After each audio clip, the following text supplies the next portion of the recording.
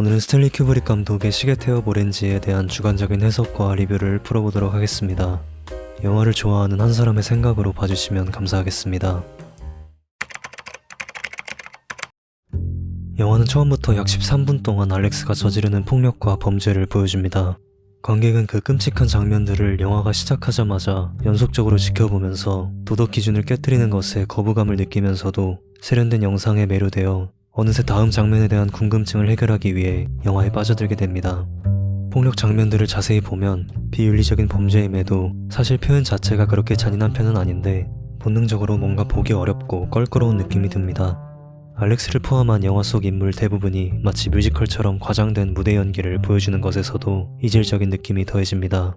중간중간에 베토벤의 음악이 트리거로 작동하는 것도 같은 이유입니다.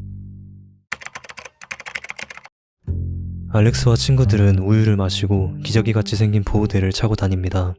조지는 팀을 유모차에 태운 것처럼 잡고 있고 꼭 아이가 언어를 배우는 것과 같이 서로의 말의 끝부분을 따라하며 끄덕입니다. 알렉스가 항상 단어를 여러 번 반복해서 이야기하는 것도 유아기의 아이가 같은 말을 반복해서 말하는 현상과 비슷합니다. 알렉스는 원초적인 본능에 충실한 인물입니다. 처음부터 마지막까지 아주 어린 아이의 모습으로 비춰지지만 그 폭력성은 사회에 혼란을 주기 충분한 수준입니다. 결말까지 생각하면 마치 성악설을 대표하는 캐릭터처럼 보입니다.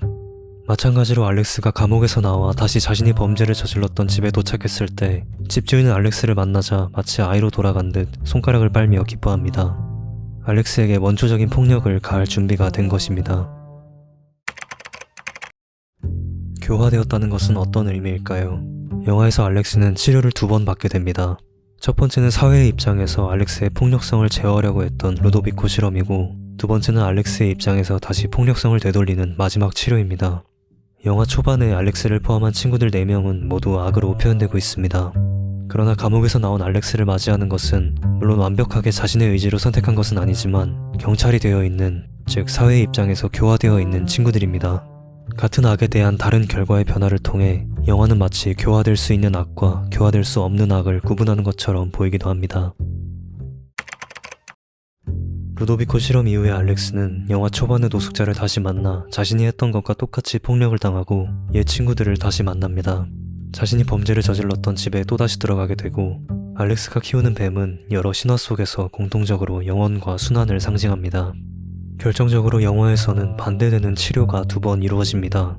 그 결과 알렉스는 처음에 폭력적이던 성향에서 세뇌되어 자유의지를 잃어버린 후 다시 원래대로 돌아오게 됩니다. 영화는 계속해서 반복과 순환을 말하고 있습니다. 시계태엽 오렌지는 니체의 책에 영향을 받았던 2001 스페이스 오디세이 이후 바로 3년 뒤에 이어서 개봉한 작품입니다. 이 시기의 영화들을 보면 당시에 스탠리 큐브릭 감독이 어떤 생각을 갖고 어떤 메시지에 집중하고 있었는지 짐작해 볼 수 있습니다. 시계태엽 오렌지는 니체의 도덕에 대한 관점과 영혼회귀 사상에 관련된 영화입니다. 영혼회귀를 간단하게 설명하면 자신이 살고 있는 현재와 살아왔던 모든 과거들, 앞으로 살아갈 미래가 내가 죽고 나서도 조금 더 변하지 않고 똑같이 무한하게 반복된다는 개념입니다. 얼핏 들었을 때 너무나 암울하고 앞으로 영원히 같은 삶을 반복해야 한다는 사실은 곧 허무주의로 연결될 수도 있습니다. 그러나 니체 철학의 핵심은 이런 영원히 반복되는 삶까지도 긍정할 수 있는 사람입니다.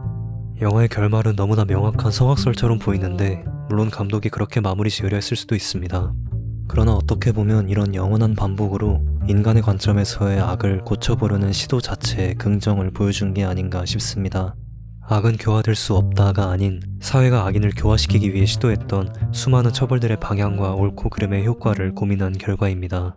마지막으로 정말 예전 영화이지만 이미지와 색감들이 너무 압도적이라 그냥 보고 있는 것만으로 분명 느껴지는 것이 있습니다. 어쩌면 영화를 기억에 남게 하고 다시 찾아보게 만드는 것은 그 분위기일지도 모르겠습니다. No, no, boy. You really must leave it to us. And be cheerful about it. In less than a fortnight now, you will be a free man. 오늘의 영화는 시계태엽 오렌지였습니다. 더 좋은 영상으로 돌아오겠습니다. 감사합니다.